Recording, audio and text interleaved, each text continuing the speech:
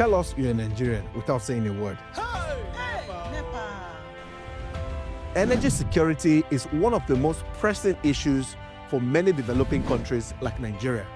And if there's going to be any meaningful progress, addressing our energy issues is non-negotiable. I need to see light for my house. Make them do something. Band A is expensive. I literally have to turn off all my appliances just to reduce costs. We need light. Introducing the Energy Outlook, your go-to show for everything energy. Every week, we'll bring you the latest insights, innovation, and in-depth analysis of Nigeria's energy sector. From policy discussions to regulatory insights, we will analyze the key decisions influencing growth and sustainability in the energy sector. We'll bring you the human stories behind the headlines, giving you a personal perspective on the broader energy challenges. Join me every Friday at 6 p.m. for the Energy Outlook, your guide to the future of energy, where energy means business.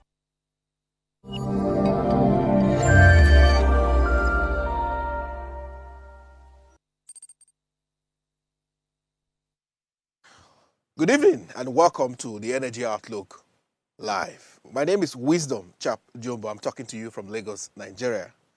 Another exciting week. We want to delve into very serious conversations today. And a lot has been happening, a lot. It's like this week, quite a lot of things seem to have just shaken the energy sector, especially the power space.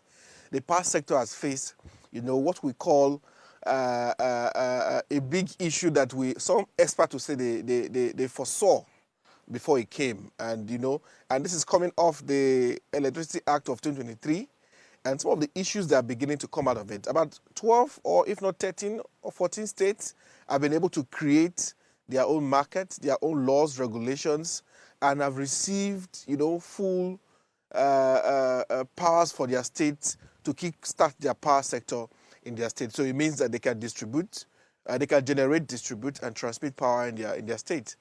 But issues have begun to arise, and it's what we're going to discuss today.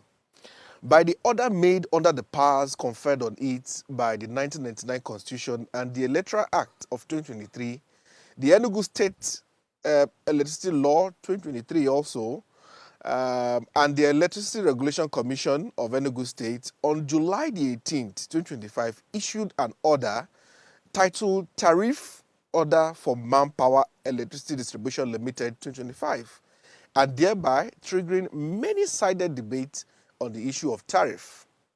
They reduced the tariff from what it used to be, to what it is now, according to the analysis. We'll delve into that shortly. At the foundation of this, we must now ask what Nigeria's federation truly means, the implications of the amendment of the Constitution and the Electoral Act, the Electricity Act, and then the nature of subsidy provided to the electricity sector by the federal government, and the question how to manage this subsidy regime in the era of very serious power issues in the country. So 2 questions we are answering. For what's happening in Enugu State and the federal government, who is right and who is wrong? Experts have said there are 2 ways to look at these issues. Either you're looking at it commercially or legally. We'll break all of it down shortly. And then the issue of subsidy. Where are we with subsidy in the power sector?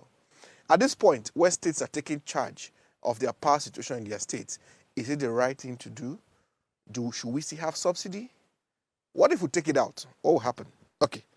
This will break down in our conversation today, where we'll discuss electricity tariff, pricing, and policy.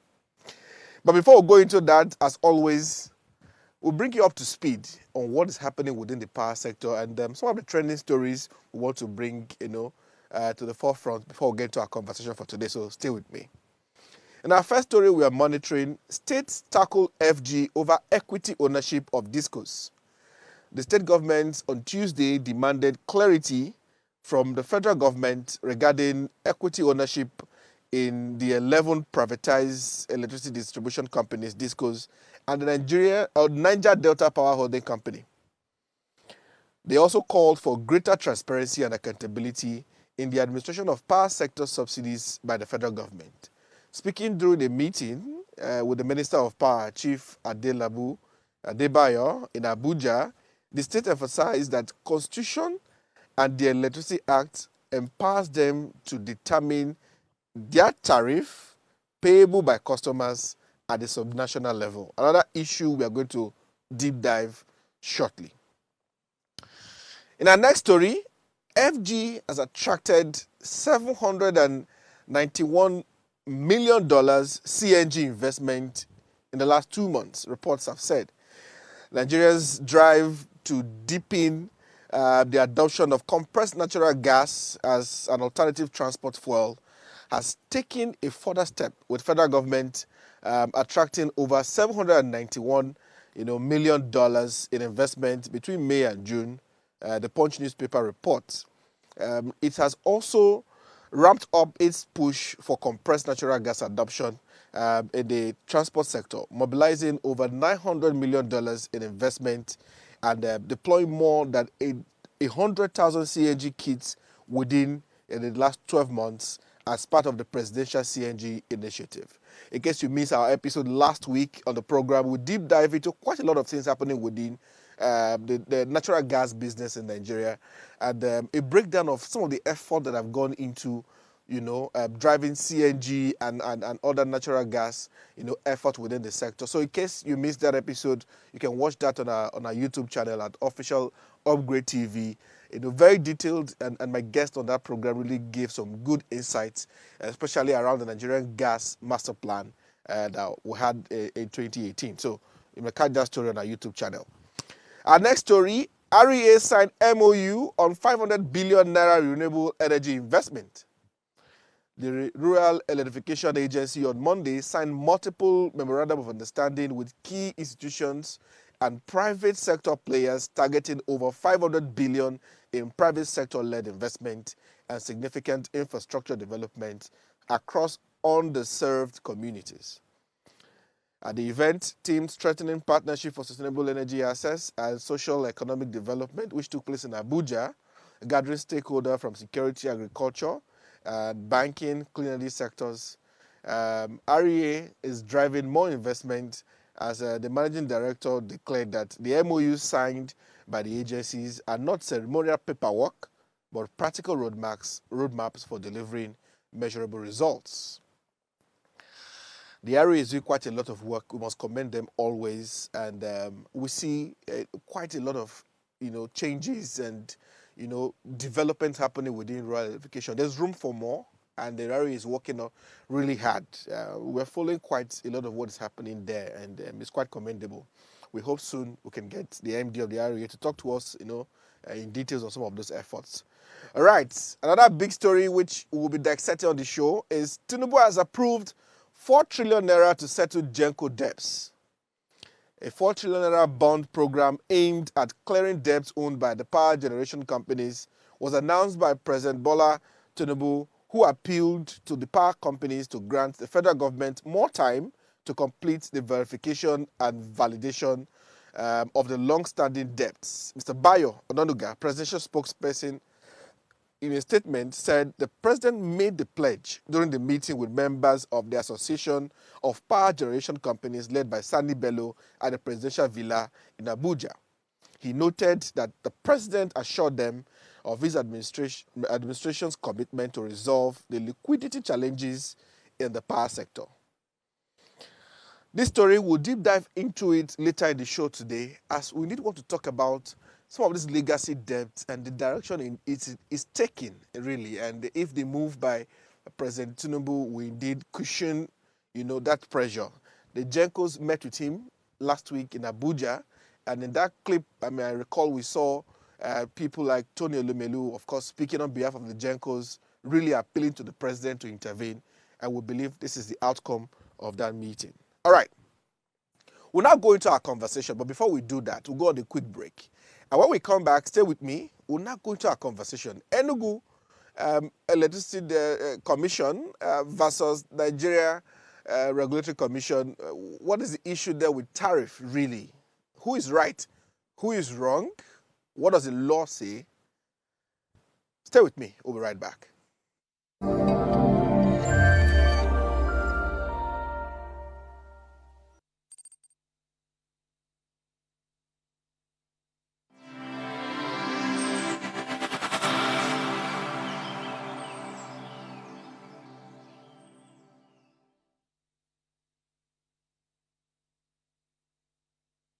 Life is made up of moments, some that fill us with joy, others that test our strength. Welcome to Heartlines. This is our space to explore the highs and lows of human connection, the love, the heartbreak, and resilience that shapes our life. From relationships to friendships, parenting to partnerships, and so much more. Every week, we share stories and conversations that define us, navigating love, separations, the struggles of parenting, dealing with anxiety and managing the pressures and stress of life. Real conversations that bring us closer, helping us heal, grow, and connect. So join me Mondays through Fridays at 10 p.m. for Heartlines, the show where we'll connect hearts, have real conversations with real people, one story at a time.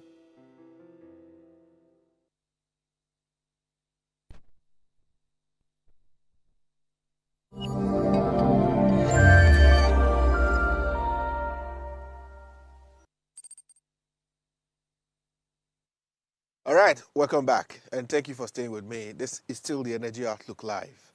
All right, we're discussing electricity, tariff, pricing, and policy. I've broken this down, into this, three different items because there's many things to unpack here. And just follow me with this, and there's many things you need to learn. My guest is Abubakar Umar. He's a power sector analyst. Welcome to the program, Abubakar. Thank you so much. Good evening, Wisdom. Good evening. I'm happy to have you. I've read a few of your analysis on this issue. Yeah. And they are quite insightful. And I thought we should bring you on to properly dissect some of it. Yeah. And we'll start really from what has been happening in the past couple of weeks. The Enugu Electricity Regulatory Commission, in its wisdom, after, according to them, due diligence, decided to reduce their tariff for Band A. And this has sparked quite a lot of conversation. And I'm sure you've read the press statement from the NEC, and then the follow-on statement from the EERC, that's Enugu Electricity Regulatory Commission. Now, break it down for us, really. Yeah. What is the problem with reducing the tariff? Yeah. So thank you very much. Thank you for having me. The issue of tariff is it's an emotional one rather than an economic one. It touches people's lives, so people want to make sure that they are having a tariff that they can afford. So on the issue of Enugu, we are well aware that the law, starting from the Constitution to the Electricity Act, has given Enugu, or rather all the state of Nigeria, to set up their own regulatory powers. It's also important to state that those laws means that states are given law to regulate the generation, transmission, and distribution of electricity within their borders.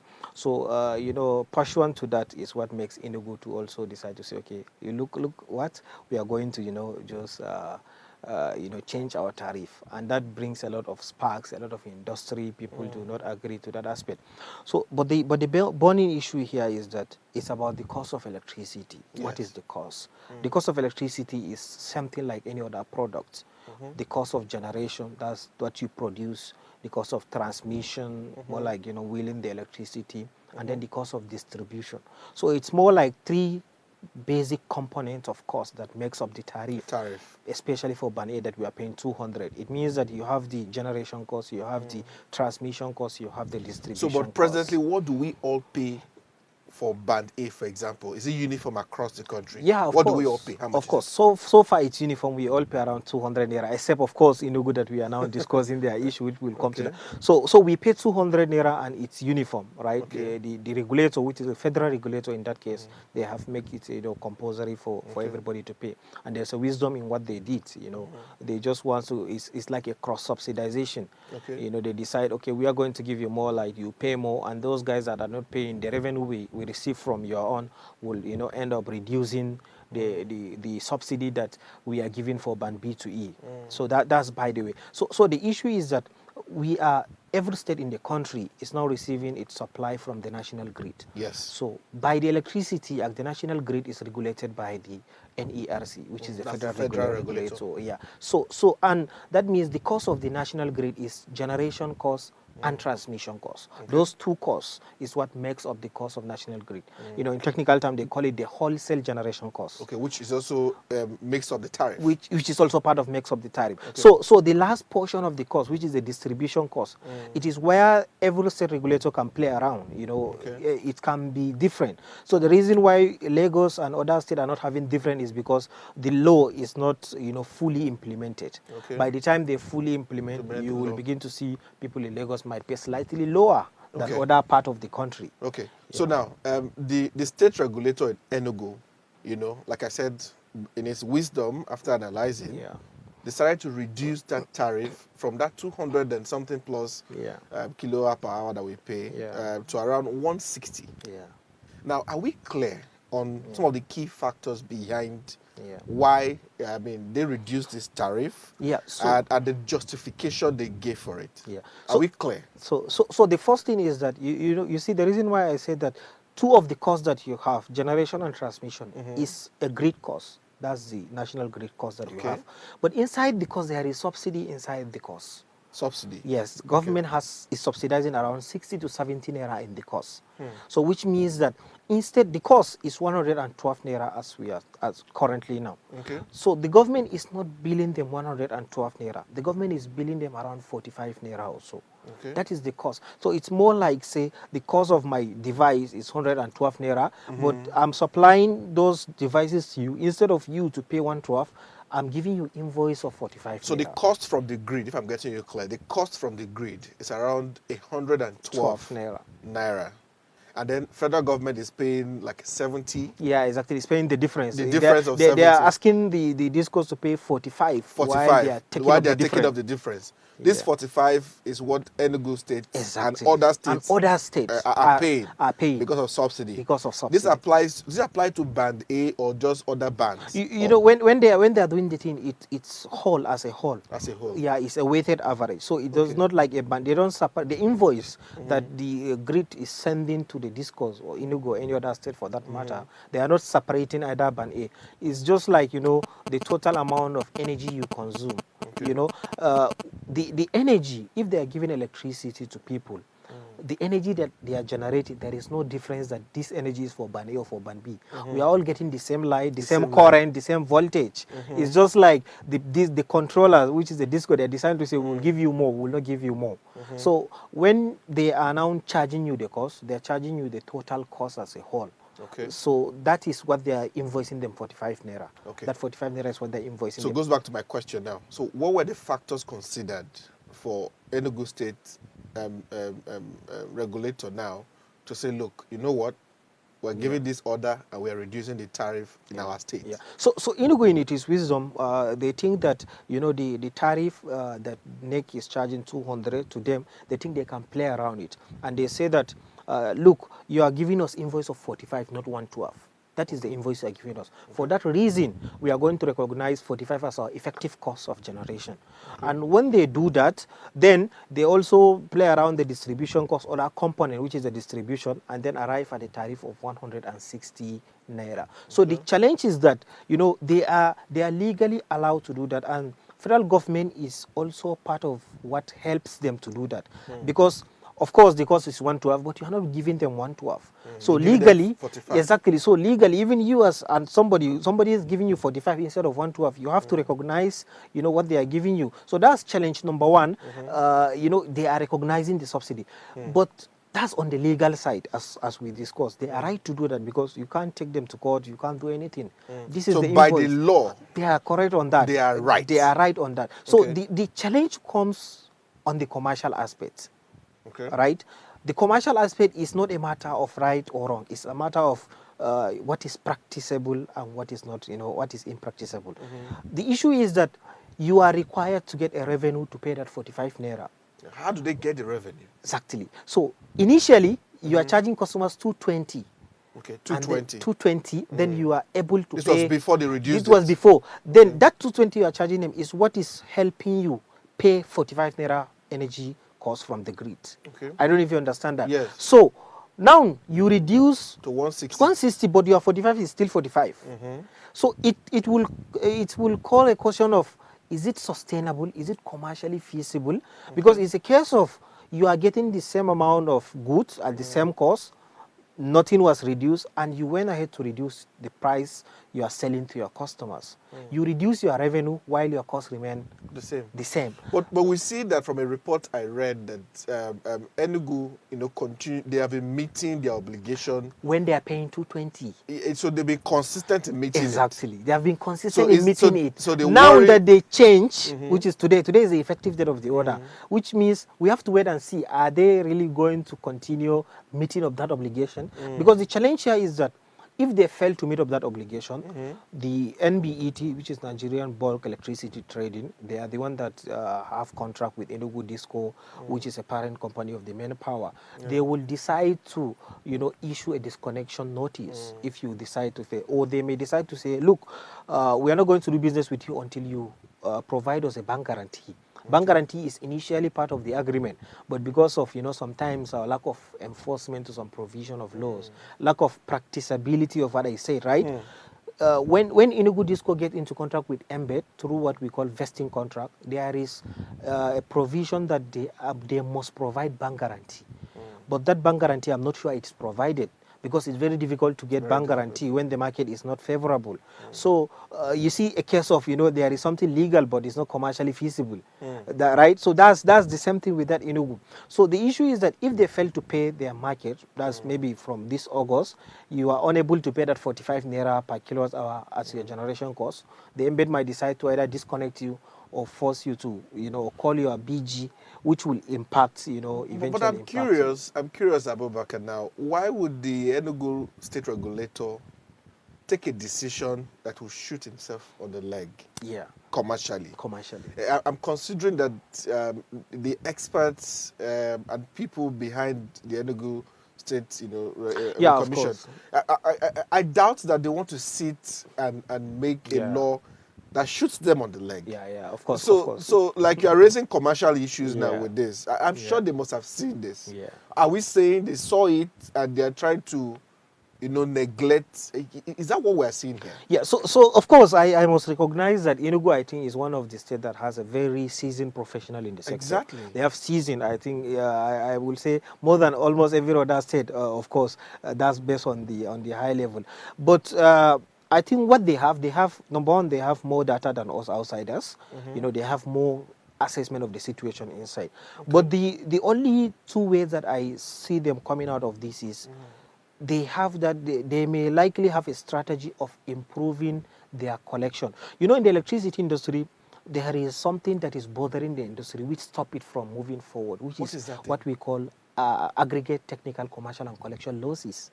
It's a losses that the industry is facing. Country as an average is around 43%. It means that for every 100 naira worth of electricity supplied to the grid, you are losing 43 naira. Wow. On average. So this kind of losses, it what stop investors from investing, what stop investors from recovering their costs. Why are we having such huge losses? The reason is simple, customers will not pay because they did not supply them, and then you will have losses from the network. When you are sending electricity from Lagos to Ibadan, if your network, if your cables or conductors are not good, if you send 10 megawatts, you end up receiving maybe 8 megawatt or 7. The losses you receive on the way is also part of money. So this is the reason why. So these losses of transportation losses, and then even to customer's house, from your transformer to your room, if the cable is not good, you are going to lose some. Correct. So which out of all? So those costs is what makes the industry to be losing money all the time. So if you can reduce that losses. Okay. In other way, we call it inefficiency. Okay. If you can reduce that losses, it will take the tariff down significantly. So the reason why the tariff is that high is because we are paying about 30 naira or so to that losses. Okay. And there are people that are connected to the electricity who are enjoying life, but they are not paying. So all this add up to the... It brings me to the big question. The true cost of power. What is the true cost of power? So the true cost of power varies, you know, like any other product. It depends on the true cost of power is depend on the cost that you are able to generate, transmit, and distribute. There are some estates in Lagos here that are paying more than 300 naira for electricity. Some will go as high as 400 naira. The true cost of power is the cost that you are able to generate, distribute, you know, electricity to people's houses. But it will always reduce when you have economies of scale. When you have much people connected, you will pay lesser compared to when you are, you know, little connected. So that's the major cause of true power. But on average now, every disco has its own different true cost of power. And the lowest cost of power that we have now is Ikeja and Echo. Their cost reflective tariff is around, I think, 130 naira or 140, something like that. Wow. That's their weighted average cost reflective tariff, that is the cost that if we scrap band A, band B, band E today, everybody will pay around that amount of money. That's what it means. That's 130 to 140. Okay. But because you have band A, so that's why band A will pay almost 200 while subsidizing band B to E. So is that cross subsidy, that, you know, imbalance? That's why you are paying 200 in Lagos. But then when you move to other states, for instance in Yola Disco, their cost reflective tariff, I think as at last year that I checked the report, is almost 280 or so. It's high because you cannot compare the economic activities there, the consumption there, the efficiency there with that of Lagos. So so that brings me again to the next question. How reliable, I mean, we introduced this band A classification, band A, band B, a while back. Yeah. Is it working? Well, you know, the thing about electricity because is in band A now, what I pay every month. Yeah. I mean It's when I a check bit the high. it's around 100,000, for example, Yeah, in it's a high. month. It's high. So probably every week I'm spending about 20K. Yeah. I'm on band A. Can you imagine somebody You who can is imagine. earning minimum wage of 70,000? 70,000. So minimum wage at 70,000 naira. You know, I'm spending this high, and other businesses, Yeah, organizations are spending spending a much higher. I mean, some banks and clinics, Yeah. if they tell you how much is the cost It's of millions the of power, naira, it's tens of millions millions. of. So the question now is this band A, band B classification, is it working for us? Well, I will try to answer the question based on category. You customer, you know, is it working based on supply? Are you getting the 20 hours? I mean, up until recently, before now, which I've complained severally, I wasn't getting the 20 hours. Yeah. You know, and many areas now, Yeah, I won't use myself now because there are Yeah, many of course. areas, people who are listening to me now will say, they don't get the 20 hours. Yeah. Even the band B, they don't get the 18 hours. Yeah. So is it working? So that's why I say a lot of things about electricity. When you ask the government, is it working? They will tell you yes, because it reduced their subsidy burden from around, I think, 3 trillion or so to 1.9 trillion. That's for government. If you ask the regulators, they will tell you it's working because people are able to remit, you know, more money to the people. If you have the discourse, is it working? They will tell you yes, it's working.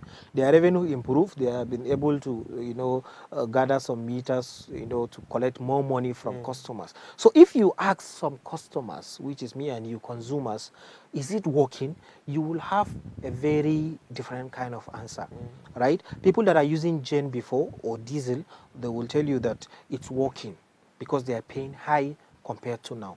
While people, that's those that are relatively earning reasonable amount of money in the economy. While those that are not earning, you know, a good amount of money to afford the money, even if the light is available, it's not working to them because their pocket cannot afford it. So a question of it working is relative to which stakeholder are we asking the question, because every stakeholder has different kind of idea of how he views it. But it all goes down to us, the consumers. Are we really happy? Some people will tell you yes, they are happy because, to be honest, they are getting more than that 20 hours. And if they can continue getting that without supplementing with generator or diesel or something, to them it's working. But other people who are getting the light but do not have the, you know, purchasing power will tell you it's not working, not because there is no supply, but because the cost is too high, you know, for them to afford. So the question is, you don't have a close-ended answer, Wow. right? It depends on the way, it depends on which lanes you are looking at it from. Now, when the Electricity Act of 2023 was passed, many experts in the sector say, wow, this is what will solve the issue of power. By the time we're able to decentralize, Yeah. you know, and states can take full charge Yeah. of generation, transmission and distribution, our problems are on the way to be solved. But now, Yeah. with what is happening with Enugu and then the federal government, brings back my concern in the very beginning, myself, to say, look, have we not created 36 problems for ourselves? Because Enugu has reduced tariff. If 5 more states or 6 more states reduce tariff, what then happens? What do you see ahead? Yeah, so you see a lot of reforms have been happening since 1973 or 78 when we have NEPA.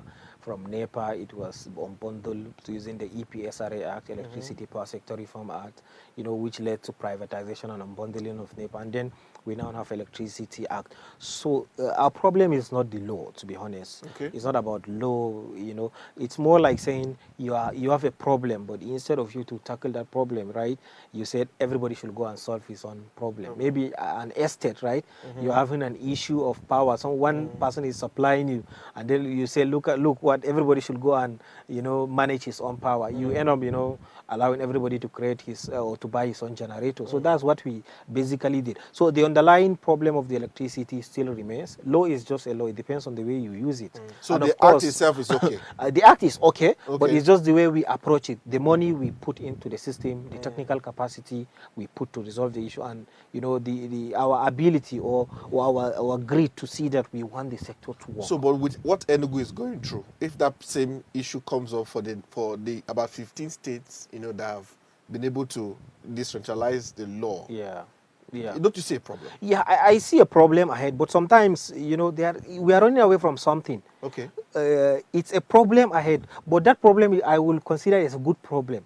Okay. Because sometimes for you to fix something, you need to fight and have a lot of problem, or you have some distortions, right? So this is the way I look at it. Enugu's problem is a good problem. If other state has copied them, fine and good.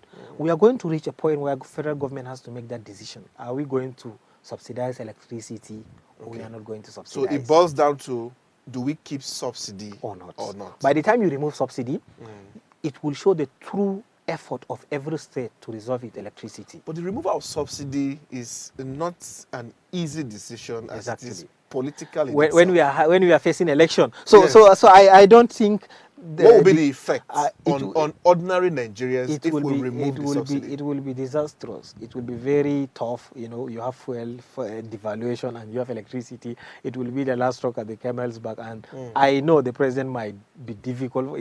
He will have hard time taking that decision now. Considering he wants to please the electorate. So I don't think subsidy will go, but.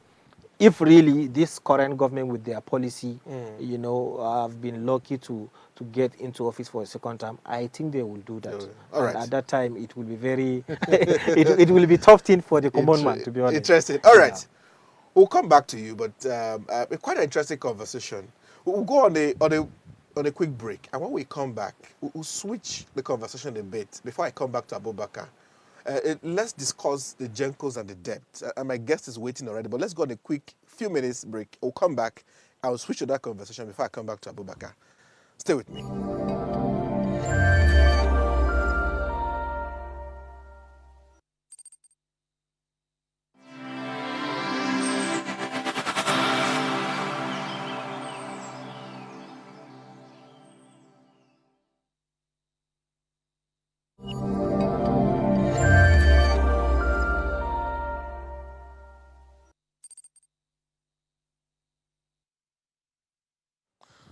All right, welcome back. This is still the Energy Outlook, and we're switching conversations a bit for the next few minutes to discuss quite an interesting and important topic. I mean, in addition to what we've been talking about on tariffs and policies.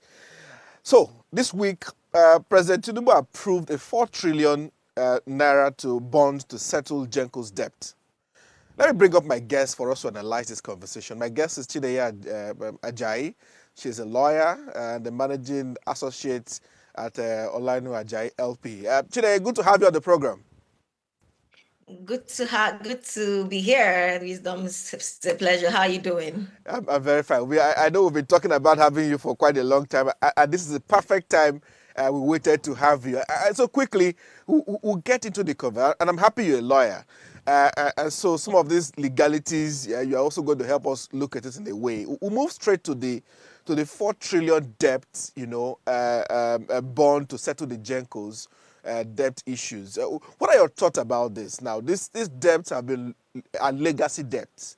And in the last meeting with the president, they really appealed to him to find a solution for them, as they are viable and working, but their debt seems to be pulling them back. What are your thoughts around what President Tinubu has done? And maybe we should start with laying a background as to how we got here to 4 trillion, right? Okay. And the 4 trillion is a legacy debt from 2015 to 2023. And I would like to put it in 3 buckets. One is as a result of market shortfalls. I think I was listening to the other guest earlier on, how we've had HT&C losses from transmission, from generation end down to the disco end, collection, and all of that. So that's one source of the legacy debts. Then we also have unpaid subsidies. At some point in 2022, the federal government decided to freeze tariffs, sort of, for certain categories of customers, meaning they weren't supposed to increase their tariff. It means the difference between what the customers were paying and what the actual cost reflective tariff was meant to be covered by the government, and the government has not kept up to its side of the bargain when it comes to payment. Then we also have the fact that the actual cost of electricity is not what is being charged, like the other guests have said. So that's how the debt has accumulated over the years. Now, very truly, like the Gencos have protested, is actually pulling them down. Most investors are not looking to invest in the gas space because there's no point investing in something that you are not certain that your monies will come back. So I see the concern of the government in trying to, take care of this issue by raising a bond of 4 trillion naira. Now, the way bond works, bond is like a long-term liability. It's not as if the debt is disappearing. It means the government is going to public to borrow 4 trillion naira to pay the Gencos, right? And then the government is meant to pay over a long period of time. So the debt is actually not going away. Yes, it might improve liquidity in terms of giving the Genco back their monies, and getting them back operational. But the real question is, first, how will the money be repaid? Okay. If the money is repaid solely by federal government, that is our tax money, taxpayers' money will be used. If that's the main source of paying that debt, then there's a problem. Then the second part is that will the market, the electricity market, would the market contribute to the payment of this debt, which is the optimal thing to do? Now, we are not yet clear as to how that, the payment mechanism will be, but it is something to really consider very critically. The second point to now consider, which is also my very big concern, is what happens to the debt remember, it stops at 2023 for the whole of 2024. And even into 2025. From data, we find that just for the first quarter in 2025, the debt, according to Genco, is about almost 1.5 trillion naira. That's just one quarter. So the question is, even if we are able to pay the 4 trillion naira, what happens going forward? We need to block that gap and stop it from happening. Okay, so that's like the... Yes. Yeah, so probably to butt in here now. Now, you've opened our eyes to more wahala, as we'll say it in our local palace. But the federal government is saying that even though they are going to raise this bond and they are going to try to cover this debt, they will do so after verification and validation of the long-standing debt. And I want to quote the presidential spokesperson here, Bayo Onanuga, and he said that the president, speaking for the president, said, I have accepted the assets and liabilities of my predecessors, and there is no question about that. But that acceptance must be on credible grounds. I need to wear the audit cap of verifiability and authenticity, and the fact that the inheritance is not a mere deodorant, but a support structure for critical economic and industrial promotion. So what they're saying here is we're going to pay, but we have to do verification and validation. He accepts the liabilities, but they want to check. What do you think this will solve if verified and validating? Are we not sure how much is this debt up to now? Well, remember the debt started from 2015, which is a long time. Yes. And I like the fact that this will be verified because it has to be verified. We can't afford to use, investors' money that will be raised from the bond just to throw it in like that without verification. So the verification is very important to ensure that the amount actually claimed is what is being owed. And we don't have a scenario where, people are just, taking away money, behind the scene. So it's important to verify. But the critical question is, what's the method of verification? Okay. Right? How transparent would it be? And to what extent would the Gencos, accept it? Because you might find a scenario where the Genco says you're owing me 1 trillion naira, the other one, and the federal government says, no, I'm just owing you 200 billion naira. Then that's also another potential point for So disputes. they need to harmonize how much exactly are we owing and what is the factual cost of this. Exactly. Exactly. And that's after verification, what the government should be paying should be what has been actually verified, and not just the mere claim. So his claim is on one hand, and then what is actually verified. I think as at very recently, NBET had said they've been able to verify about 1.8 trillion naira so far out of 4 trillion. So we wait to see if, of course, over time there'll be much more verification. But it's proper that there's proper, there is very critical verification process that then leads to how the monies will be paid eventually. Now, if we look at it again, if we remove subsidy completely in the power sector, does this help in any way, or will we just be creating a deeper problem? What do you think? Now, subsidy is a problem in a way, because subsidy in itself may not necessarily be bad if government was keeping its own side of the bargain. Subsidy is a huge burden on the government, and as we can see over the years, they've not been able to keep up to it. So it's very clear that it's not sustainable. As much as it makes a lot of Nigerians comfortable, but it is not. It will keep plunging us deeper and deeper into the hole. Now, for me, I'm not an advocate of taking out subsidy completely, but my view is we need to have a structured and a well-targeted subsidy framework.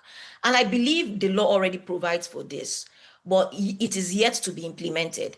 We need to come up with a framework where only those that really need support in terms of underserved and or unserved consumers should be those that should enjoy the subsidy. Everybody can't enjoy subsidy. So that's the point. And except we have that, this current subsidy framework of just pumping in money randomly into the sector would not really help. It's not sustainable in the long run. So I would say don't take away subsidy, but repurpose it, restructure it and let it serve its purpose. The federal government, of course, the president has said to help with this issue while we are trying to settle the debt with the Gencos, they've introduced things like CNG to bring relief, to the people. But in your view, is this helping so far? Well, I would say CNG is still nascent, if I may. It's not Yeah. something that is really widely spread, and because the people who bear the brunt of this entire thing are those in the last mile, consumers who can barely afford a means of livelihood. The question is, even with the CNG, how many of them have access to it? How does it change their life? How does it make their life better? Right. So as much as it's a great idea, we need to shift. One of the things I was thinking about when I saw, I read in the news today about gas being, the fact that gas prices are rising, but the actual gas the gas price factored into the tariff is static and not, does not reflective of the market price. And I began to think to myself, maybe we need to begin to consider other sources of energy that does not really require gas. Okay, so that we can reduce that reliance on the fluctuating nature of gas. Of course, we can't do away with gas completely, but maybe we need to begin to find a very good balance between other sources, which I think CNG comes in again. But then, to what extent would it alleviate the pain of the ordinary Nigerian? Now, on final thoughts, before we let you go, of course, you've really helped to broaden our eyes on this issue with the debt. The Gencos now, they'll be going through this validation and all of that. But we need to still have light. They need to still generate. We need to still transmit and distribute and all of that. My question to you now is, which the same question I asked Abubakar earlier, is the true cost of power, Chine. What is the true cost of power? How do we arrive at the point where we can all really pay the true cost of power so that we get away with all these debts? And I heard you while we were speaking to Abubakar that you said you were lamenting about the fact that we're paying 20K. By the time the true cost of power is, is factored in, I'm sure you're going to be screaming out loud. The truth is, electricity is expensive. It's Right? expensive, yes. Electricity is expensive, and it's even much more problematic for us in Nigeria because gas is denominated in dollars, and most of the input is denominated in dollars. So any slight inflation of FX fluctuation impacts on the price radically. And that is why we see even the legacy debt keeps increasing. The rate is increasing because as dollar is fluctuating, the price is also increasing. So the true cost of power cannot be fixed. Is like as someone that's manufacturing something, is the cost that goes into manufacturing that will determine your price at the end of the day. Okay, but of course it should be regulated within a cap, just to ensure that consumers are not exploited. But for the market to be profitable, for us to enjoy sustainable power in the long run, it has to be reflective at some point. Now I can't tell if it is 220 or 110 or whatever it is, but what is most important is that at any material time, every player in the electric sector should be able to recover their costs, verified costs, with a reasonable markup on their investment. That's the only way it will make sense. But then we can then use think about other initiatives to help reduce that cost. Like what Abubakar said, economies of scale. We need to get more people on the grid, right? Then we need to introduce other alternative sources so that we're not heavily reliant on that fluctuating element of gas. Then we need to improve the infrastructure so that we're not losing so much. The data shows 45% on the average, right, is lost. That's money. Okay, so those are the things that if you begin to do over time, you find out that the actual cost of electricity will drop. Even if you're paying cost reflective tariff, it will be reduced because all of those inefficiencies have been taken away. Fantastic. Chineye Ajayi, thank you so much. Managing Associate at Olanu Ajayi LP. Fantastic lawyer, energy analyst, and I always enjoy your insights all the time. Thank you. You've brought in our thoughts on this issue of debt. We'll be following the story.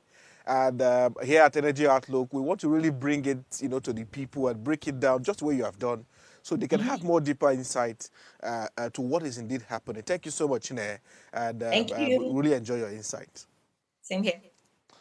All right, we'll go on a quick break. And when we come back to Abubakar in the studio, and then we'll wrap up the program. We'll hear his final thoughts on this issue. And stay with me. We'll be right back.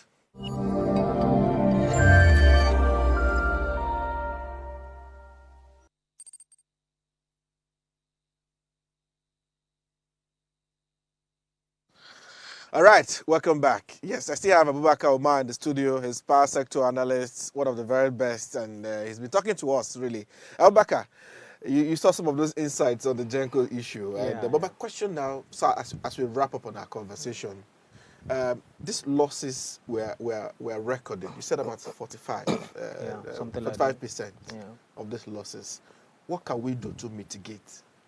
You see, that is why I said Enugu's problem is a good problem. Yeah. Okay. Right? So we'll just, as I used to say, we'll just wait 2 to 3 months and see what will happen. If Enugu has been able to reduce the losses and improve payment to the market, it means they have a good strategy. So within their territory that other states can decide to learn from. Okay. But if they fail, it shows that, it's a signal also to other states that they cannot do what Enugu is trying to do. They cannot, because they have subsidy, they cannot just reduce, maybe tariff to think they can stimulate consumption to improve, So however way you look at it, when you give it 1 to 2 months, it will show us that really if the strategy that they think they have, it will really work. Because one thing I'm sure is that if they are unable to pay, those federal, the federal regulator is not going to keep quiet. Nobody is going to allow them. So that's another. So you see, technically, we say we have one pipeline of a strategy that we are waiting to see how it will pan out. Another way to look at it is, electricity is an expensive commodity, as how Chinye described it now. She's right. So sometimes you have to improve people's cost of living. When you judge the electricity pricing by Lagos alone, you will get a very skewed result. Considering a lot of other people are earning below minimum wage, even minimum wage cannot afford it. So it tied to people's, ability to pay for it. That's one. The second aspect of it is about industrialization. Okay. Every country that you see has huge amount of electricity. It means that they have manufacturing companies or industries that are connected to that grid.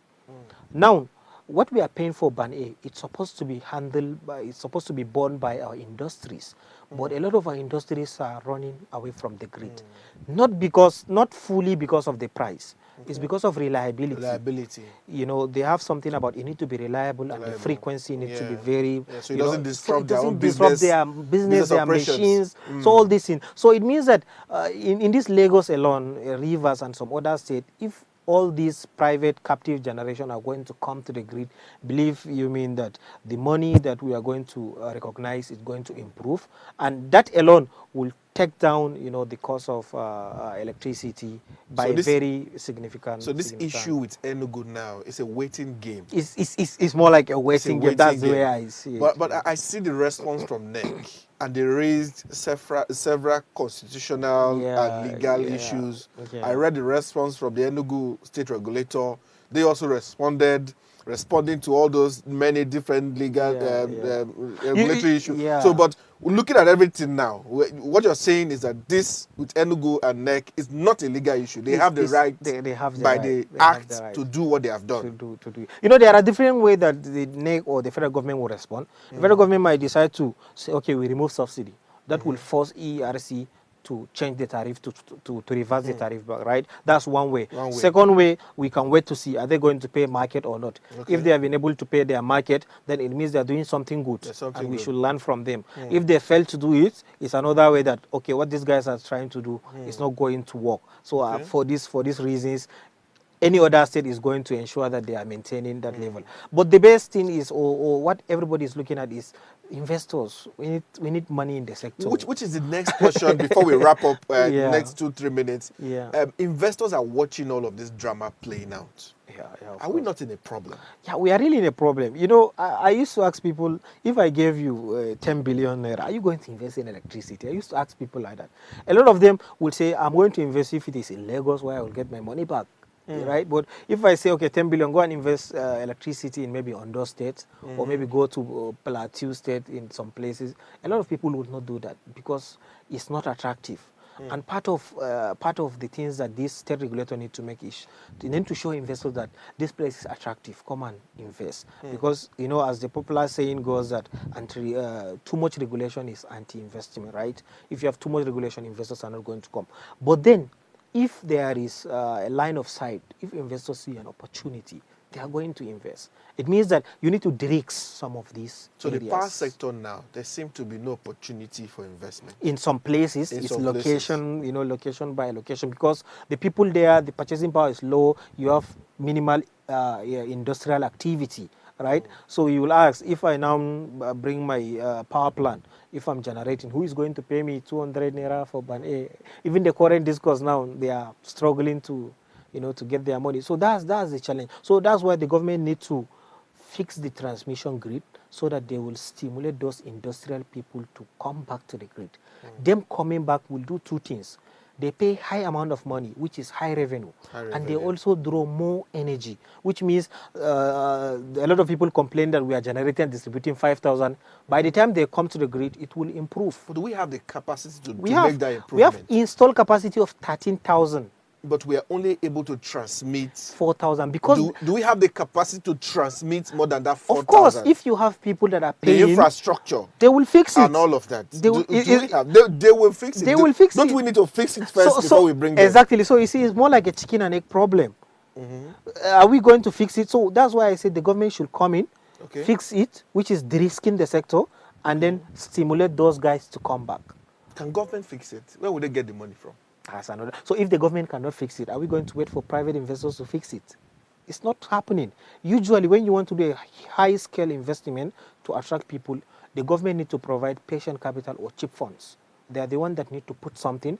You reduce the cost, and then other people should now come and ride the, the movement. So there, if you say you are going to wait for a private sector to come and fix our electricity, I like to believe that that's my opinion, that it will be very difficult for us to get it. They will come to places like Lagos, a lot of other places, but they can't go somewhere. They can't go to Sokoto, for example. They can't go to, Ondo State or other state to fix the electricity challenges. So that's my thought about it. We need the government to put something there, reduce the risks, and then like what they are doing with AKK now. By the time AKK is over, I saw your program on it. A lot of people are going to come.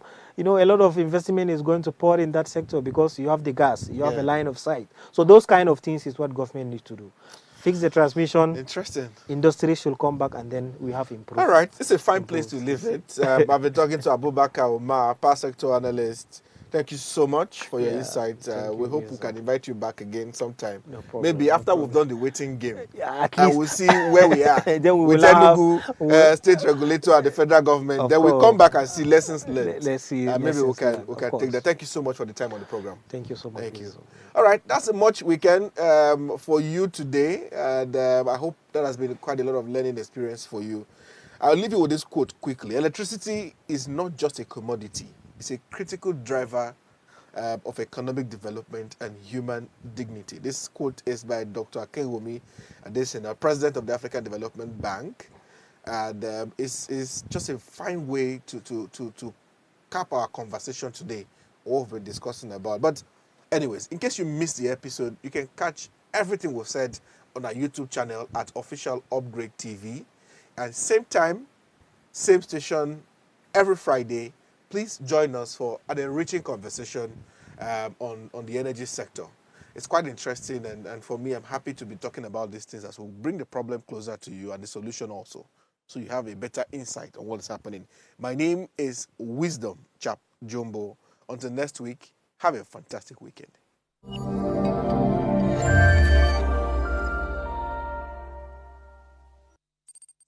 Tell us you're a Nigerian without saying a word. Energy security is one of the most pressing issues for many developing countries like Nigeria. And if there's going to be any meaningful progress addressing our energy issues, is non-negotiable.